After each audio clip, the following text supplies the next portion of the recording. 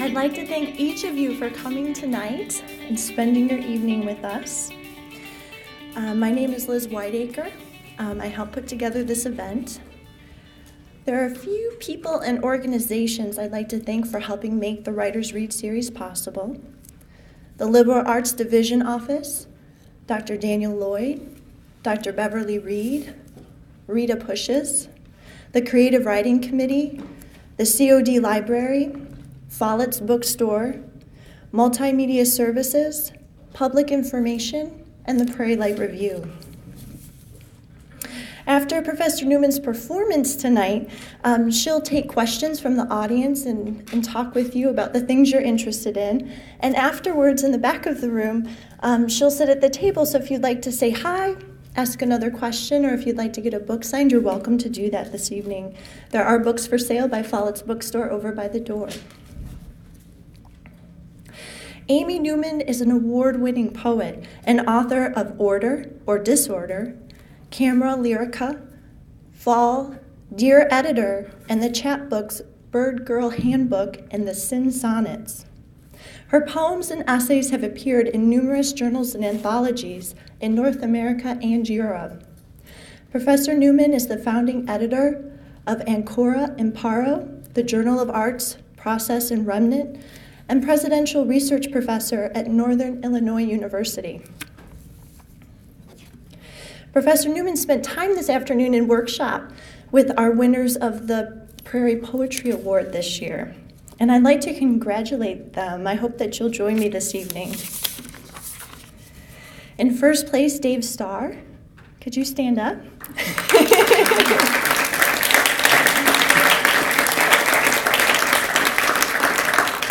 Dave Starr is a student at COD and a Lombard community member. Cindy Crosby, could you stand up, please?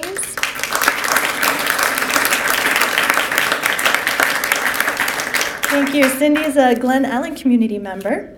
And Leanne Spencer, thank you.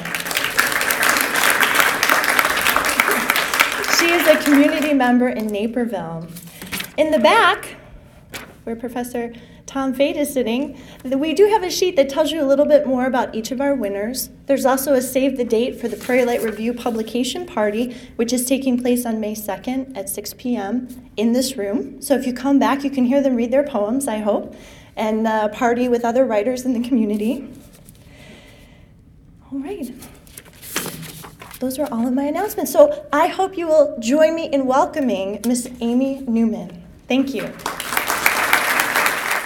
And thank you guys. Thank the College of DuPage, and especially thanks to Liz, who has, she's my new, I don't know, she's my new mother and grandmother. She's very organized, effective, and she takes care of everything.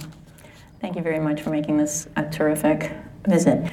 I'm gonna talk about, so I titled this, Liz asked for a title for the talk, and I said, let's call it The Incomplete Encyclopedia of Happiness and Unhappiness, because that's the way I think about poetry. My subject, looking back on what I've been writing, my subject seems to be poetry itself, a little bit of what I had lacking any other word for, I call the poetic impulse. I kind of want to know what makes a poem a poem. So if you were going to study the poetic impulse or make a taxonomy for it, like classify it, you could put it in an encyclopedia. You would have to have all happiness, all unhappiness, and you would by nature fail at that. So it would be an incomplete encyclopedia. That's the story of the arc of my writing, I think. I'm going to read a couple of poems from a few books to show you how I think that works. So a long time ago, when I was thinking about what makes a poem, I thought, maybe it has to do with the poetic impulse in us, what charges us to the page. we all have this feeling that you're having an experience in life and there are no words for it, and you wish you could talk about it, but you know you won't be able to. A.R. Ammons, the poet A.R. Ammons, says that poetry is a verbal means to a nonverbal source. I think that's a terrific definition, even if it's, you know, it's ridiculous, because that means that, well, you know, if it's a verbal means to a nonverbal source, that means we're using words to talk about something that you can't talk about, which is what it is, and that's too bad. So the first guy I'm going to use as my representative is from my book, Camera Lyrica. This is a poem called Darwin's Unfinished Notes to Emma.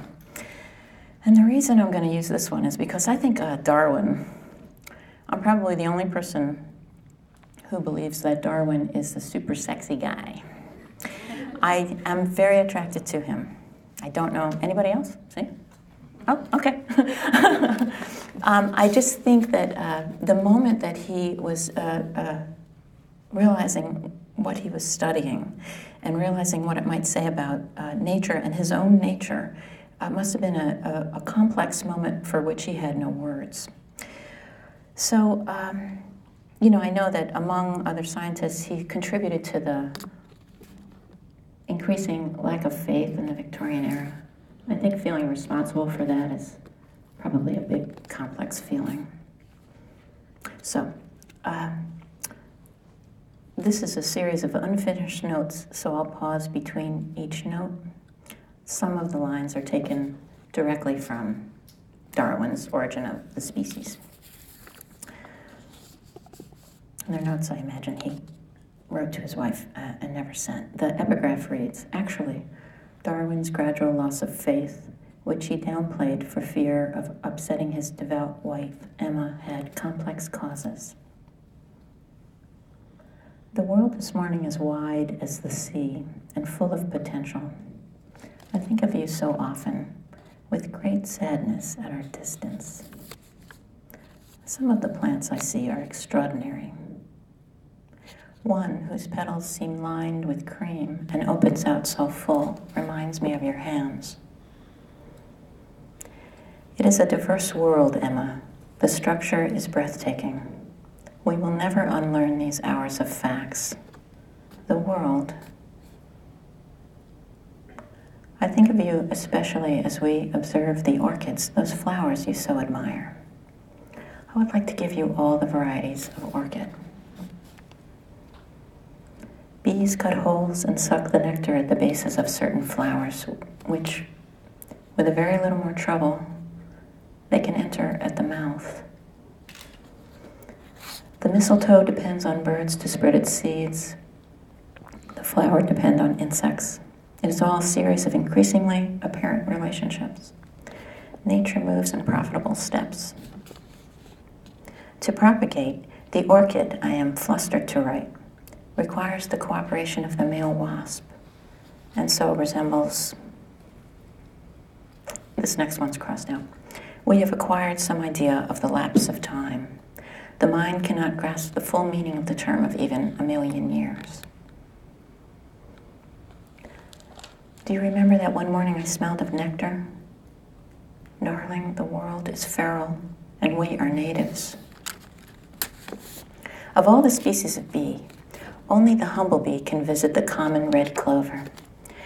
It has to do with curvature, with length of the proboscis, too slight to be appreciated by us. Whole fields of red clover offer in vain their abundant supply of nectar to any other bee. This idea of a vast spread of fresh green waiting with all its juice. Instinct, the mental processes of animals.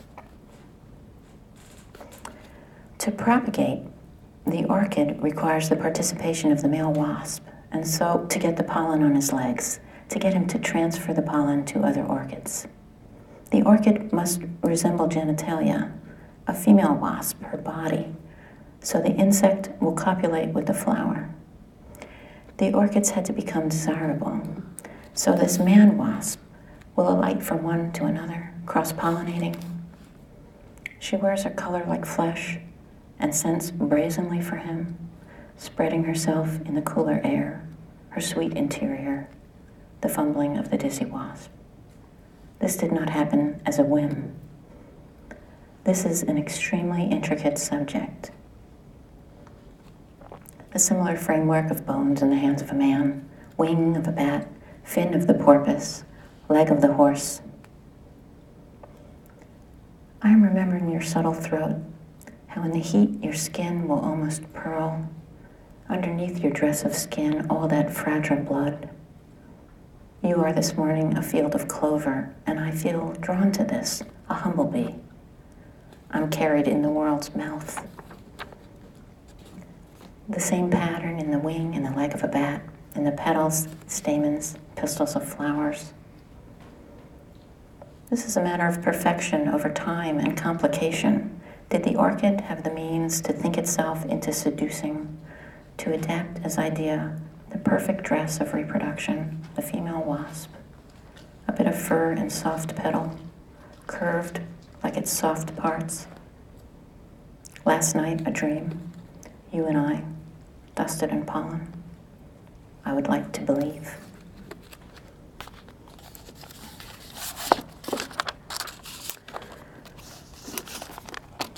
So, a lot of characters in the book Camera Lyrica experience those complex feelings for which there are no words. And when I finished the book, I thought I was finished with the poetic impulse. But, belief, faith, a sense of knowing in the world, of not knowing, wondering, that seems to be important to me. And I kept going back to that quote I used before, that what Ammon said, it's a verbal means to a nonverbal source. So what we're dealing with, if we're poets, is we're writing the world with the tool that's insufficient. We're using language to get at something we can't get at. And so I started to think about the dictionary and the classifications in the dictionary. You want to be beautiful in poetry. I want to see if I can remember this, because it seems apt. You want to be beautiful in poetry. You want to write something that's real and complex. And I read a quote about Cezanne. W.S.D. Pierrot says, he's talking about Cezanne. He says that the painter forces his motifs to be beautiful. And the poet forces his subjects to be beautiful. But what does it mean to be beautiful? To remake in language the full complicated intensities of existence and feel then that you're further than ever before from adequate completeness. So it's not just language, it's all arts, but this feeling of failing with a tool was important to me. So in my next effort, I figured I'd take on the dictionary, which I did. It's a long story, but the short of it is that my father asked me to write about my mother, who had passed away a long time ago. I thought if I'm going to write about grief, I should know what it means. So I asked a lot of people to define grief, and many people talked about the fall, used the idea of the fall as a reason that grief exists in the world. So I went to the dictionary, which I always do because I'm a total geek, and the dictionary definition of the word fall, by the way, is giant. I reprinted it in the book. I don't know if you can see it, but it's 72 definitions. The word has 72 definitions that seem to fall in a narrative story. And I thought, I wonder if I could take those definitions and write poems about them. The story, well, let me read you a definition or two. Think about it. I mean, fall means to move under the influence of gravity, to come to rest, to hang down, to undergo a reduction in amount, degree, or value. Fall in love, fall for, fall wrong. There's the big one, Adam's sin of disobeying God by eating the forbidden fruit in the Garden of Eden, the consequent loss of innocence and grace of all his descendants. I mean, it's a pretty huge word. So the poem I'm going to read is one of the definitions. It's called To Assume an Expression of Disappointment. His face fell. This is God's face I'm talking about, and this is disappointment in the garden. And the lines are numbered because it's a list. of disappointments, but I'll only read a few numbers. God's disappointments. To enumerate. 1, sand. 2, the birds hovered less than would be tranquil. 3, rain could be problematic. 4, once companions are introduced, the notion of aloneness. 5, they had been designed with certain capacities not to be used. 6, nothing about her body. 7, her responses though, that distant look at everything, her interests. He was disappointed. Her vulva opened like a new bloom. They were supposed to have been incorruptible. Yes, in spite of the design. Like the peacock, who shows a glimmering fan, whose colors are unique, who shines, displays its wealth. But it is meek. He could enumerate these disappointments: sand, birds, rain, the possibility of loneliness, their capacity, genitals entirely, also want, all this in the inscrutable grasses, their moving bodies, unfathomable. How to express? His heart sank. Reader, I am disappointed too.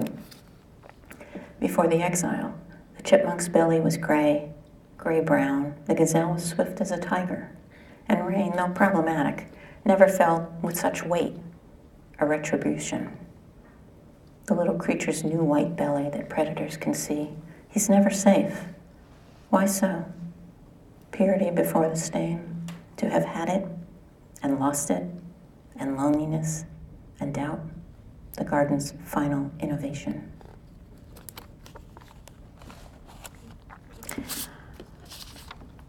So, that's a pretty sad book, to tell you the truth, if you want to know the truth. I don't read a lot of poems from that book anymore, because it does tell a tragic story of kind of the world coming into being, and then it gets a little personal, which I don't usually do, and about my mother and my family, and then it gets kind of global, and yeah.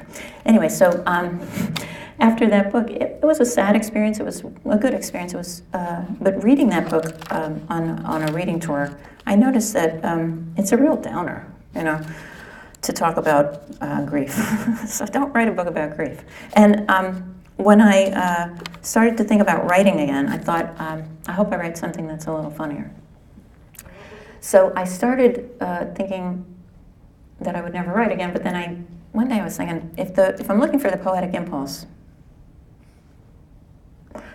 and I've tried to find it in the person, and I've tried to find it in the language, maybe I'll find it in the poet. So a lot of you are poets, right? I know you are, right? How many people are poets? I don't see any hands. There's no hands, there's 4 or 5. All right, stay in the closet. You don't have to admit we're all poets. But many of us then know, or writers actually, that when you write a poem or a short story or an essay or play and you submit it, you're submitting to an editor. When you send your work out, which you have to do, you write a cover letter that says, please consider these poems for publication. And you enclose your poems to the editor. And at the end you say something like, thank you for reading, sincerely, your name. And it's a very generic activity. It has none of the heart or spirit of writing a poem. It's a very generic template. So I thought, what would happen one day if the person who writes the poetry, you know, with the big mind and looking at the world and daydreaming, what would happen if when that person went to write the cover letter, they couldn't turn off the poetic mind? So, so I gave it a shot, you know, so that was my assignment for that day. And I wrote a couple of letters. The girl in these poems is, she lives with her grandparents, apparently, and her grandmother is always talking to her about girl saints, and she likes that because her grandfather doesn't pay a lot of attention to her, and she likes the way girl saints can kind of explode into blossom or burst into fire anytime anyone bullies them. She thinks that's a pretty cool superpower. She would like to have that. So here is the first Dear Editor. 5 October. Dear Editor, please consider the enclosed poems for publication. They are from my manuscript X equals pawn capture, a lyrical study of chess. I had a family love for chess, a game my grandfather once insisted that young children should never play because of the obvious difficulties. I don't think he meant it at the time, but as I was a child, it confused me a little, with him setting up the board and clacking the queens midair saying, "Let's play." Perhaps he was trying to make me laugh, as he did when I was so little. Should I say little as something? Should I make that vivid? And I stood on his hands in the air like a chess piece, and he raised me up like, should I say Icarus? But the workshop says, avoid myth at all costs because it's too cliche. And in workshop, the readers always want to know, what color was the room? Did my grandfather really smoke while he bathed? Did our horse really run away that day? And if that was true, why in the second stanza do I picture the horse out the window after she'd fled, after my grandfather warned me, don't throw ashes near the horse's feed? My grandfather warned me about a lot of mistakes, but I made them anyway. The horse might not have been at the window, but when I think of her there, I think of something inexpressible. Thank you for your consideration and for reading. I've enclosed a self-addressed stamped envelope, and I look forward to hearing from you. Sincerely, Amy Newman. Okay, let me see. What else do I have here? I got a 19 November. Dear editor, please consider the enclosed poems for publication. They are from my manuscript, X equals pawn capture, a manuscript about how chess may be a metaphor. And in this case, the dry and silent intellectual play of the board acts as the absence of my grandfather's desire. If my grandmother gets to have a metaphor, I choose the calendar that hung against the cellar door, and also her regarding it, humming a blurry song about the path such sorrow took. During the winter of dried grains and only a few berries, she would share with me her saints who were splayed across the calendar in fabulous stories, gleaming tresses under torture and burning. Angela of Foligno stood on clouds as she approached the Lord, having endured whatever was her torment, and was a source of comfort for those who suffer from temptation. Along with her was Mary of Egypt, whose mortal end was like a child's bedtime story, a peaceful lion to bury her because she'd mended her ways. Whatever she had done to bring the lion to this dry desert and out of its slick jungle where I pictured it sleeping, I could not tell. I imagined the lion had a long walk home with its regal tail and its marvelous mane. Mary of Egypt might have danced with men she didn't know well, or kissed, as I have, football players from her high school without any real desire, because how embarrassing to have to say no. Although I wouldn't mention this to my grandparents, I understand such adolescent confusion, and sometimes, when I'm rich with regret, I look out the windows for a beige, lumbering body or massive paw prints. Thank you for your consideration and for reading. I've enclosed a self-addressed stamped envelope, and I look forward to hearing from you. Sincerely, Amy Newman.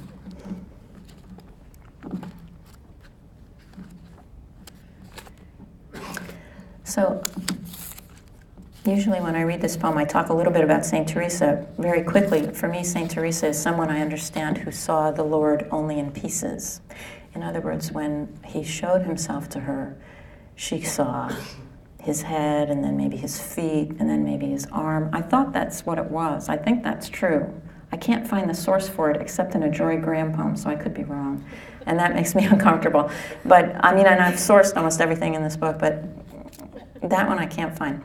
In any case, the Amy Newman who writes these poems, that's how she thinks of St. Theresa. 20 December. Dear editor, please consider the enclosed poems for publication. They are from my manuscript, X equals pawn capture, an exploration of how attentive I was versus how wily my grandparents were in raising a tainted child. But if I tell you that, I will not have rendered, which my workshop class says is something I must do. When I think of the word render, I'm reminded of how we get fat from our animals and boil it for seasoning to take from their bodies the moist or succulent essence of them in life and transfer it, as one uses metaphor, onto the pan or the onion or the bread. And when the bread of the flesh is rendered unto me on Sundays as a favor to my grandparents, I try not to think of St. Theresa, who saw the host only in the snapshots and leftovers he provided. and how irritated she must have been with her inability to get a clear picture and maintain the dimensional lord in her apprehension of him, because how stubborn of him to make it difficult for her, and as a result she has to try in her own words to describe the experience. And you know how frustrating that can be. How different the world would be if she'd had a Sony Ericsson Z500A with a camera and a 4x zoom to capture those minutes he offered her in the form of his pale wrist or his muscled thigh or his bony shoulder, as well as, I'm imagining, his heart burning in piety. And she could have processed those snaps she'd gotten, extracted the impurities from them, given them back to us, to furnish and provide, to restore us, surrendered them so we could see. And these are all versions of render, which I'm having so much trouble with, because such details as flesh and belief are difficult to arrange as metaphor. Thank you for your consideration and for reading. I've enclosed a self-addressed stamped envelope. I look forward to hearing from you.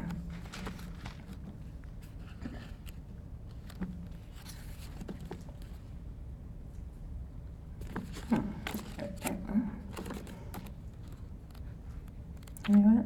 I think I'm going to read. If you'll excuse me. Yeah. 21 March. Dear editor, please consider the enclosed poems for publication.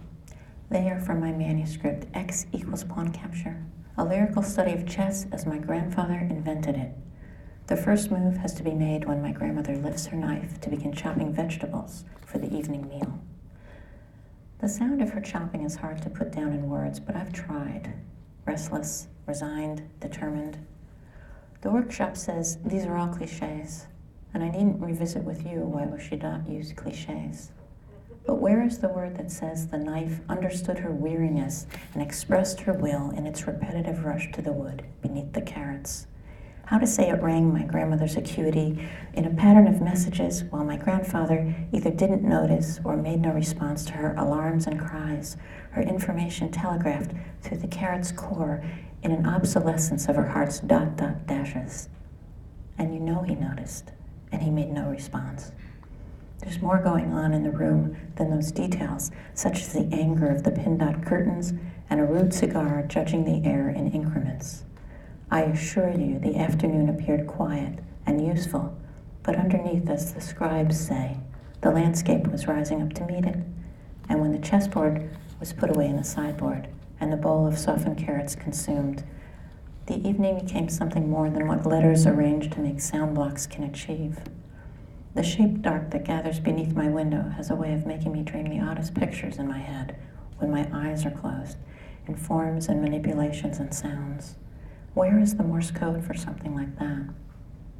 Thank you for your consideration and for reading. I will enclose a self-addressed stamped envelope. I look forward to hearing from you. I'm going to read one more from Dear Editor, 17 April. Dear Editor, please consider the enclosed poems for publication. They're from my manuscript, X equals Pawn Capture, a lyrical exploration that tries to be about everything and to contain everything, but fails like the periodic table of the elements or the categories of physics. I can find you in neither, but both are lovely to study when the footsteps of a grandfather, so tired of it all, insinuate themselves into any given room. Let my words be acceptable to you, to magnify and be magnified, in order that we may one day be fully aware of whatever gift has been sent our way, even though it's obvious to me there isn't anything to see, to actually see. The dimension is private. My longing is the deer's longing, which I can place not under velocity or torque, but maybe pressure, reflection, or relativity. You can see I'm thinking of Saint Philomena, the saint of having been forgotten, who was discovered as bones only, and later catalogued without the blood-soaked and blossoming from torment, virginity, and martyrdom histories that are my grandmother's bedtime stories. On the calendar, it says Philomena was effectively forgotten, since there's nothing to know. She should have been the saint of momentum and light against desperate causes, against lost causes, against everything that seems forgotten, as she moved through the ether and made soft impressions and threw grass stems at her brother, or, if she had no brother, she at least looked at water in a stream and noticed how it rushed. Or, if there was not a stream, she maybe had a horse. She existed. She had dimension. And you'll forgive me, it doesn't seem fair she should be forgotten, having come all that way and put so much of herself into a little slip of wandering. Of what consequence are the elements of which she is made as they pass by the elements of which the tree is made, if she only left little marks of nothing on nothing, all that rotation of field and force and image and mass, and not turned into a shower of roses, or golden twisted cables of burning holy love, or a field of almond blossoms? Did she look forward to hearing from you? She sent out her breath into the air, and I think that is enough to write a history, albeit unseen. It is not enough to come to nothing. So I see her. On her holy card, Philomena is always breathtaking, impossible to forget, represented by a combination of anchors and arrows. The anchor, I guess, because she was weighed down by the sobering fact of being a human girl. And I'll say for her, since she has no history, that the arrows are a metaphor for praying, for the rising volley of expectation and belief, propelled through currents, and thank goodness when the arrows fell, if they fell. It was out of her view. All proposals, whatever the crest, should seem to remain ever buoyant.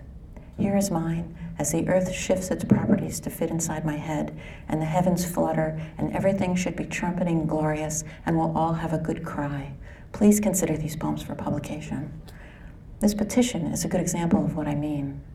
Belief requires my sending my postage stamp crest and white veins, those agitations of my heart's velocity, forcefully into the unseen, and there it all levitates, and nothing coming back. Thank you for reading. I've enclosed a self-addressed stamped envelope, and I look forward to hearing from you. Sincerely, Amy Newman. So, I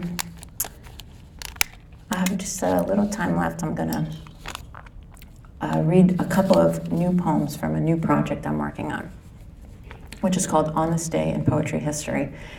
The poetic impulse, having traveled this far in my studies, is now I'm thinking about studying the history of poetry to see if I can locate or isolate where poetry happens. So now I'm kind of imagining American poetry as a Google map, the history of 20th century American poetry. I'm reading and studying mostly confessional poets of the mid-20th century.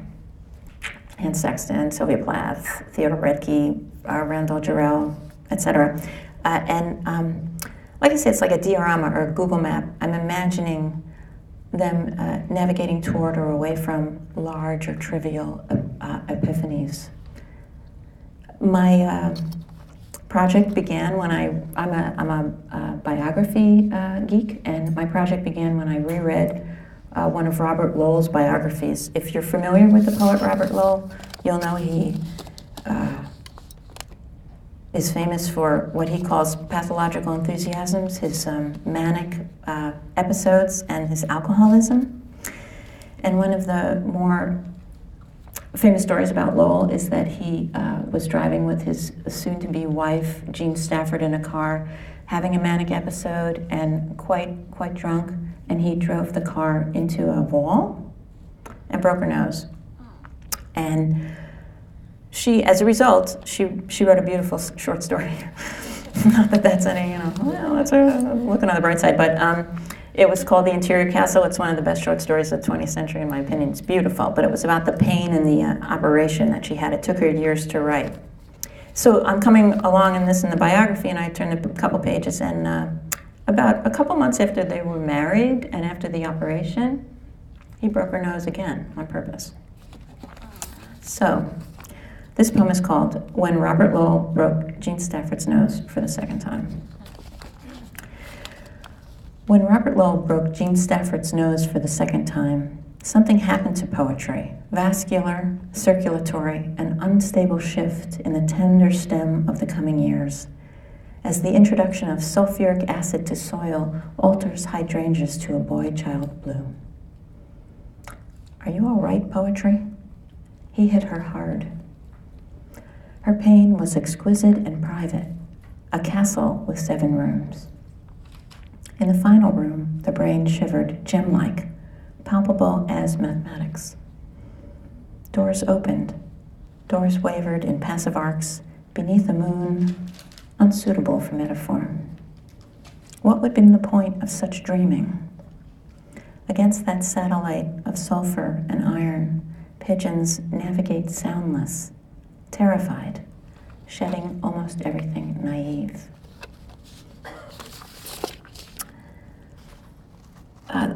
Ann Sexton is one of my favorites in terms of poetry, but also in terms of her life. You know, she was a housewife in therapy. She was watching TV late one night. It was like 2 channels at the time. And there was I.A. Richards was on an educational program explaining the structure of a sonnet, and she thought, well, I can probably do that. And she became one of the most famous poets of the 20th century. She was in therapy her whole life, of course, based on her mania.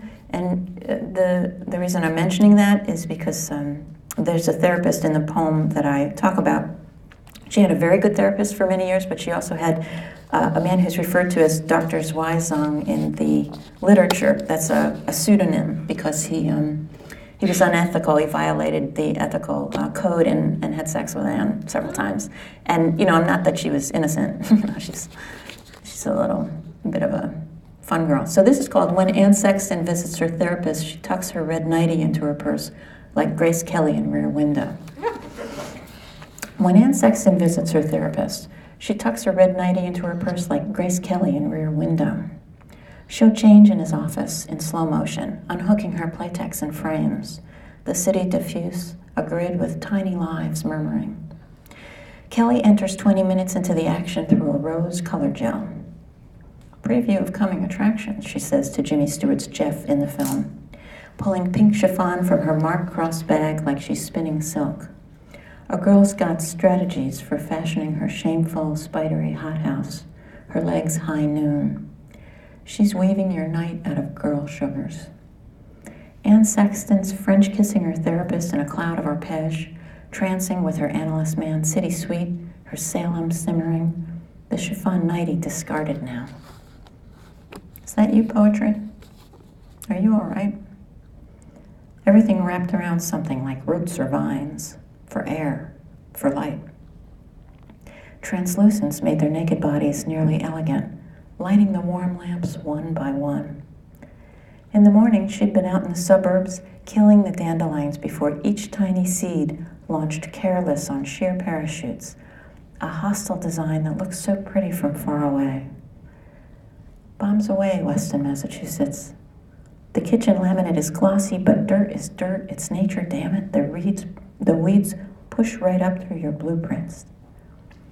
When Ann leaves the office, she'll arrange her hose so the seams run like arrows up those unbeatable legs, or she won't bother wearing them at all. I'll be seeing you in all the old familiar places. I'll be looking at the moon. American poetry blots its lips, takes a sedative, has one for the road.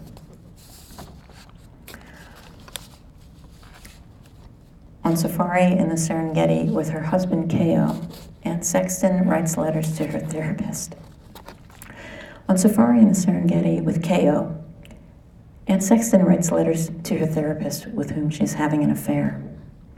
While Ko hunts, she types in the Land Rover, having come here for Ko's sake, for the marriage's last great gift. It's too terrible. Heat, sweat, flies, death, blood running in buckets full out of the car. At night I eat the game I watch die slowly. The doctor writes poems to her, makes copies for her. The carbon paper imitation, a double you can also love. He's fallen into her wildness, her wet summer madness, her tiger-eye tender machine, all instinct and language stammering her body, untying the cold, intensive heart, that mystified, smoky-eyed, trance-heavy heart, the heart that beats. Blood has to go somewhere.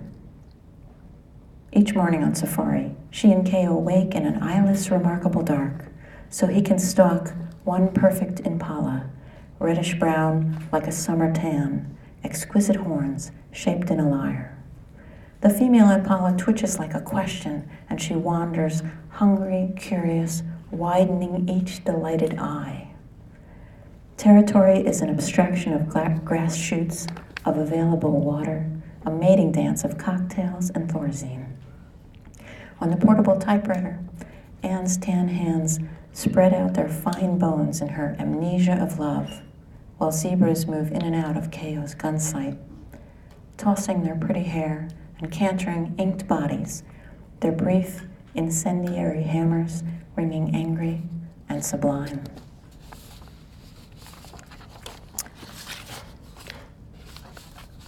I'm going to just read two more from this project, and then a final poem. This is a poem about Delmore Schwartz, a poet you may not know or you may recognize the name. He was supposed to be the American Auden. He's famous for being maybe the saddest poet of the 20th century. Started with great promise and failed spectacularly. In this poem, I used the word farbissina, which is a Yiddish word for bitter. It's one of the 400 Yiddish words for bitter. So, I mean, we have a lot of them. And in the middle of the poem, I begin to speak about a she in biblical terms, and that's Delmore's mother. And the reason I do that is because Delmore thought of his life in biblical terms. Started to write a three-part poetic biography of himself called Genesis, so you get the idea. This is called When Delmore Schwartz Tells William Phillips That the Voices in His Head Are Coming from the Top of the Empire State Building. When Delmore Schwartz tells William Phillips that the voices in his head are coming from the top of the Empire State Building, they look up toward the steeple rising 1,453 feet and 8 9/10 inches above New York, the flesh on their necks creasing. The pinnacle at the building's top is a lightning rod, poking a delicate so what too close to the farbissina eye of Delmore's punishing, nagging, abandoning God. Was that it, American poetry? Maybe that was it. Beneath their late 1950s fabric, their hearts strike repeatedly in their chests, relaxing, contracting, their A-OK American blood dexamilled to a human shape, their arrow shirts tapering toward their unavoidable brains. Delmore's high, bright facade, that crush of a face, cycles its paraffin features on his illuminated manuscript of a head. She grew large in the 3rd month and could hide him no longer. She made a basket of bulrushes and placed him in it by the softening riverbank. Who drew him out of the waters? Take this child away, he mutters, candling his eyes upward. The nation's hanging radio towers, wiring for infinities. Oh, advanced wilderness. The ad for dexedrine sulfate reads, New life for the living, beneath photographs of men holding golf clubs of optimism, smoking cigarettes of well-being. Their sadness paired to a thumb rage so slender you can dissolve it under your tongue and rinse it with the yes of Milltown in your cycling veins, and rinse it again with phenobarbital's yes, and your golden, your fatted calf, your milk and honey. So the last one, I'm going to read this last one. It's called When John Berryman Threw an Empty Bottle of Scotch at Philip Levine's Head. I should have told you, by the way, that all the titles are true. I mean, that was the rule I set for myself, that every title has to be true. And indeed, John Berryman threw an empty bottle of Scotch at Philip Levine's head. When John Berryman threw an empty bottle of Scotch at Philip Levine's head, he used a kind of a pitching motion, tossing the heavy glass end over end. He swings it. He whips it. It was because Franny, Levine's girl, had a skirt on, and under that skirt, Berryman knew, were miracles and sweet healing waters. Under every skirt lurks a potential sonnet, a faraway, an estate, the wiry gardens patterning wildly, the I-ams of thigh against thigh grasping, but not in possession. No, rejoicing. Let's say instead rejoicing. He could get in there and wear her like a long white glove. Should he? He should. He should not. Dear feudal castle, your lord and master seeks a feel. Let me in, said his hand. I seek, his hand said, protection from my enemies. He's fortified. When Berryman tosses the bottle, it moves like a pinwheel. And nobody knows this but him because it's a sucker punch. It's a beaut, though. The glass fascinates in the kitchen light, factoring helixes across the cupboards in topspin, nose-diving into Levine, laying him out. Berryman stomps his hand. But they're men in 1953. American poetry eyes the bass, threads a needle, breathes, shakes a tail feather.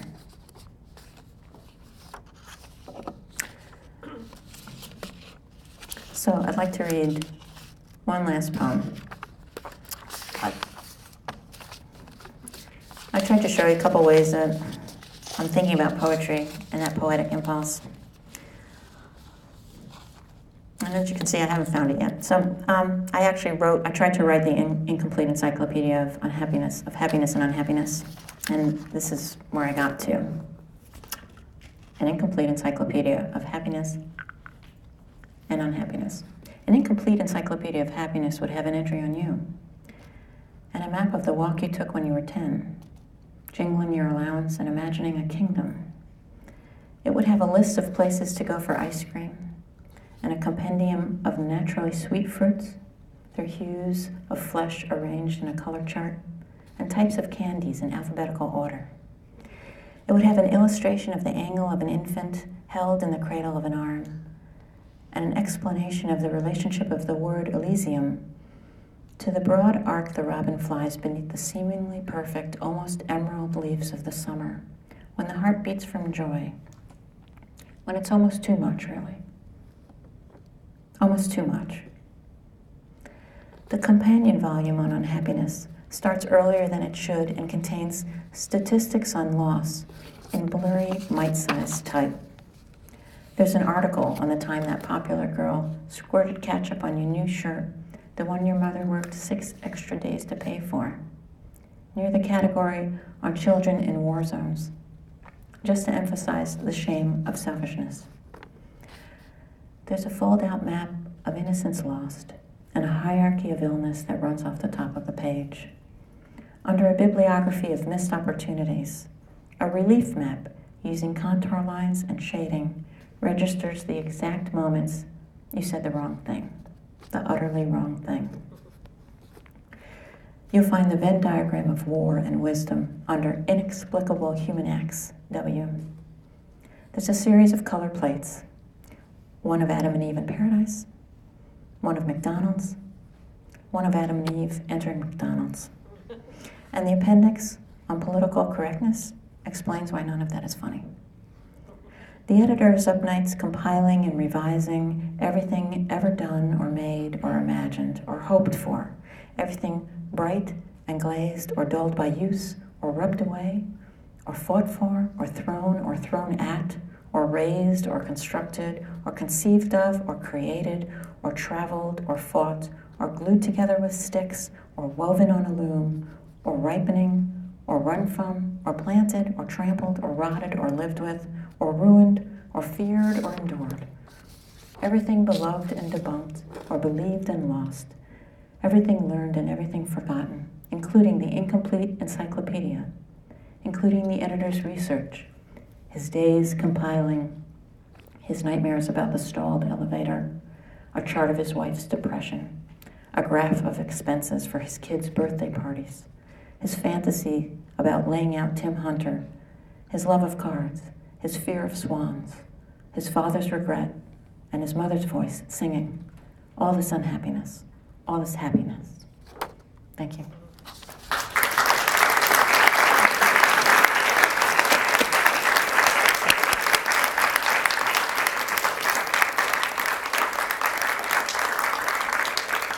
Could I stay here for questions? So, what are your questions? Got any questions? Yeah. At least from the selection you read, it seemed that a major emphasis was on religion. Is this true throughout? Like, is that where you find a lot of inspiration?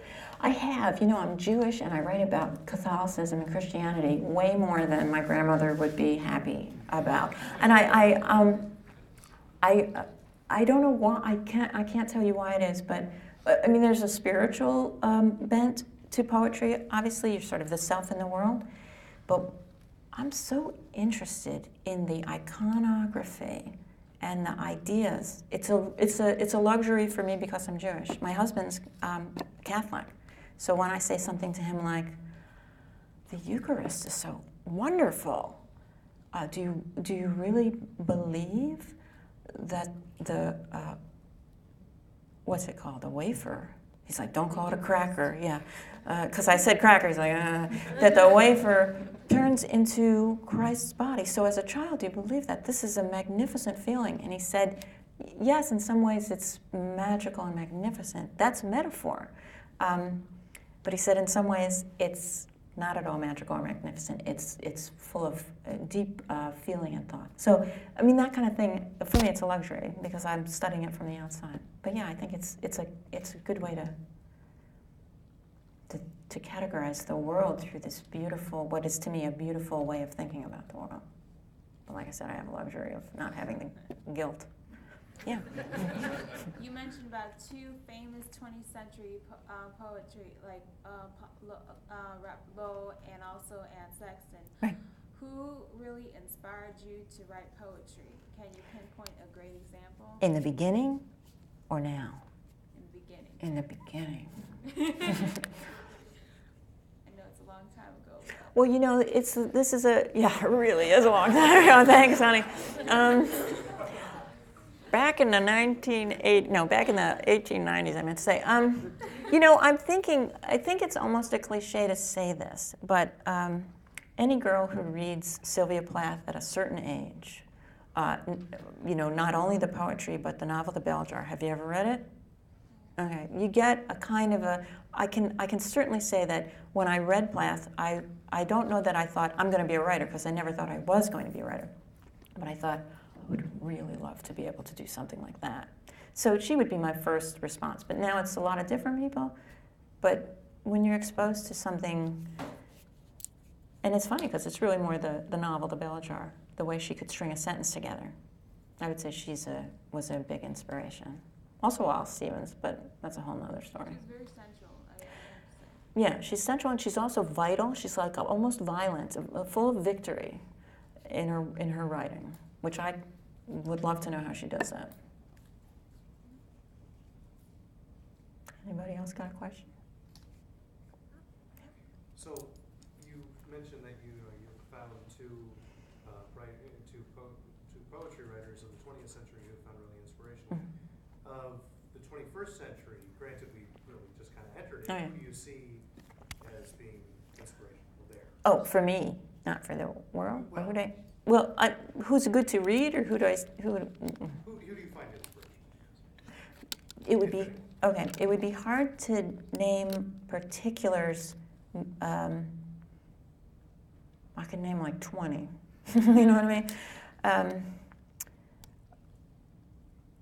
Okay. So one of the people I think is important to I think it's important to study Joy Graham for the 21st century, because she did a lot to break a wall of thinking. The work is considered difficult, but her theory is beautiful. So if you study the theory instead of the work, so Joy Graham, Wallace Stevens, obviously, but he's not contemporary. You know, people love Lee Young Lee for opening up the spiritual side, and I'm really enjoying Corinne Clegg Hale's new book, because she's got this gorgeous narrative sense to her. Anya Silver and Dana Levin. Oh, I mean, I could, I could go on and on. Almost anybody. I mean, I think that's not only the best political answer, but because you don't want to leave anyone out.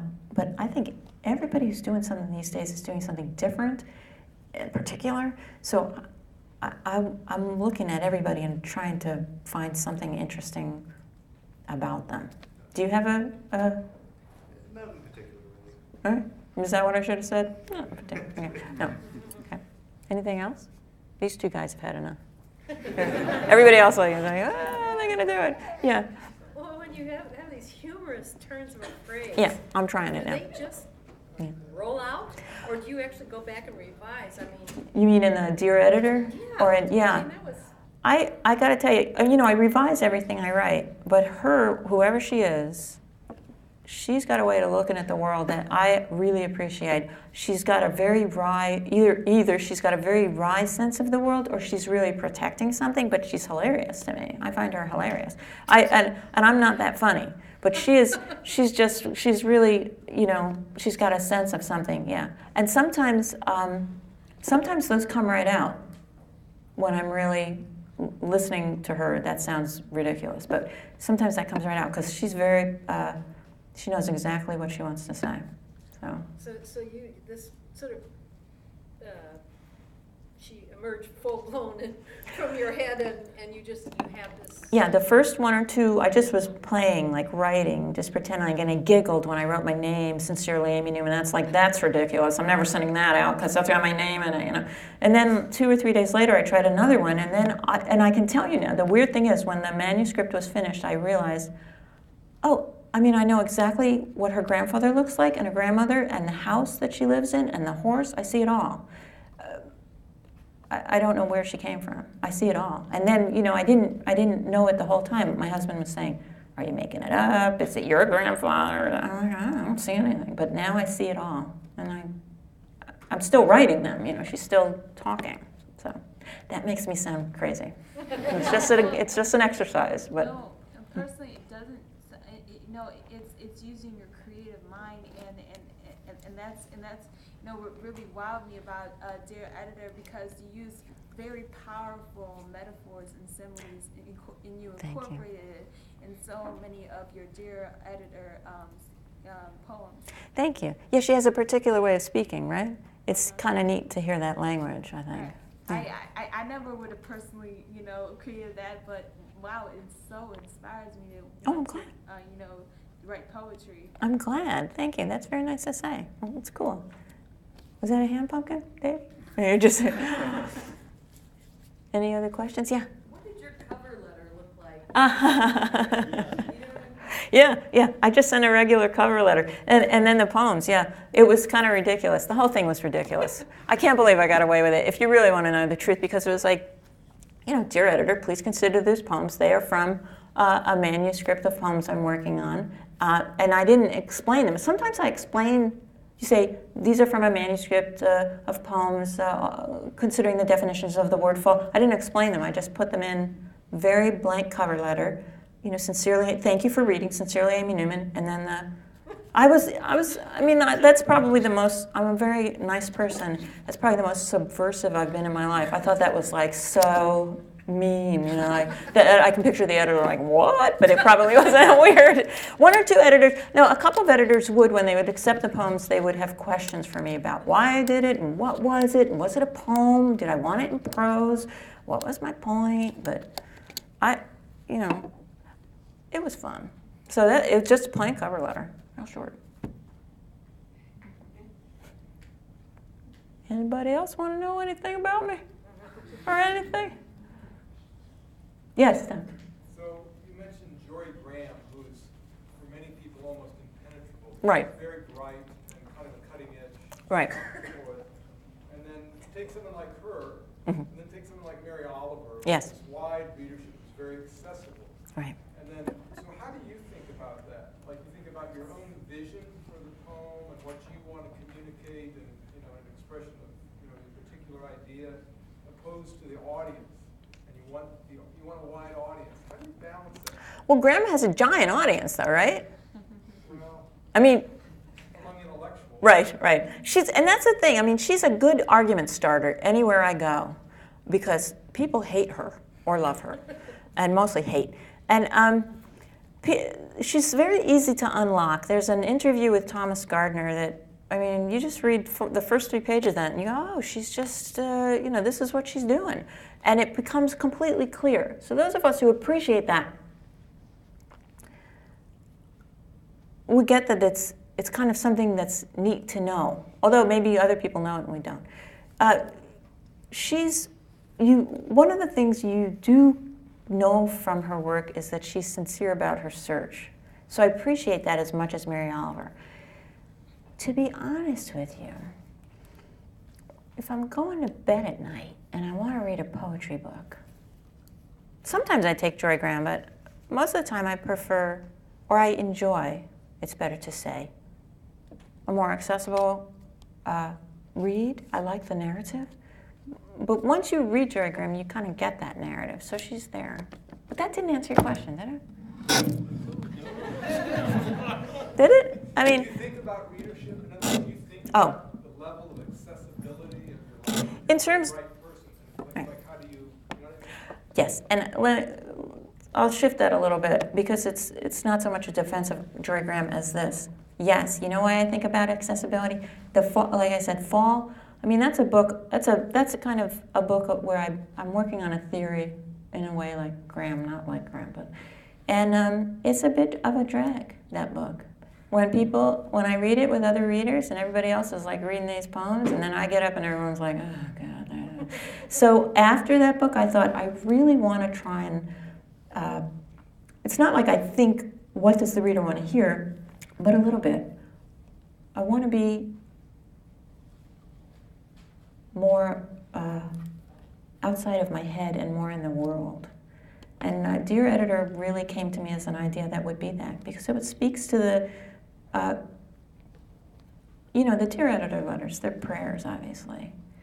And I think that's more, that's larger for people, that they would be interested, that they would be more able to understand the desire to be known, not famous, but just seen. And I don't think that's exclusive to poets, and I think that's more general. And that gesture felt like a good move for me. That may be in the way I kind of feel like I'm thinking about who's reading and who's listening. I hope that answers the question. Yeah. Describe your poetry writing process. I get up at 4 in the morning. I'm not kidding. I get up at 4 in the morning when I write. I write over the summers. I was telling Liz. I write over the summers. That's the only time I have. Get up at 4, write for a few hours with a pencil and a pad and very little coffee, because I don't let myself have all my coffee. I like reward myself with coffee at like 10 o'clock. Until something, I write and write and write and think and write and think and walk and read and write and think, until something feels like it's working. And then when I think something's working and I have a challenge, like I have a problem, I go swimming and I swim out the problem. And then I come back and hopefully write that afternoon. That's my dream summer. Yeah. Other people go to Paris, That's what I do. But do you travel, to get some more inspiration?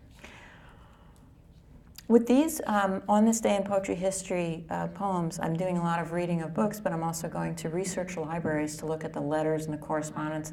So I've been in Austin. You have to and make sure that everything that you're speaking about in these manuscripts are very factual. Yeah, everything has to be fact-based, yeah. So I do travel for that, and that's been great, seeing all the love letters and everything in the research libraries.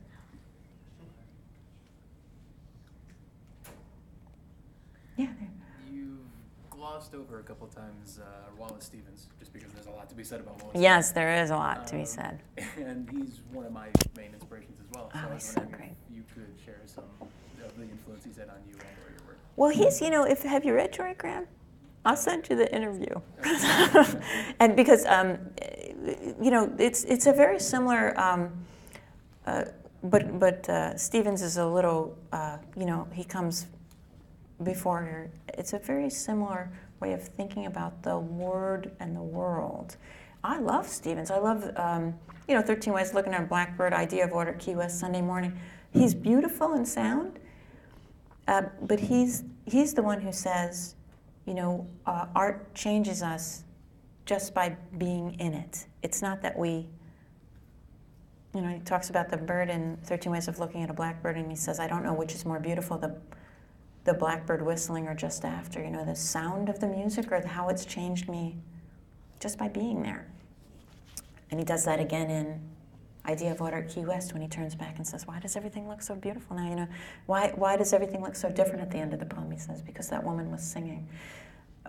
So I like, even though it's an elitist sort of academy of thinking, I like that he I love that he believes that art can temporarily lift you into its place, whether you want it, whether you try to be lifted or not.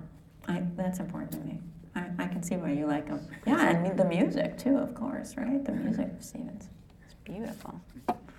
You should all go home and read Stevens. Yeah. One more question? Any other questions? They say that the artist, the poet themselves are their biggest critics. Oh yeah. So you know, Duh. no cliches. How would you rate your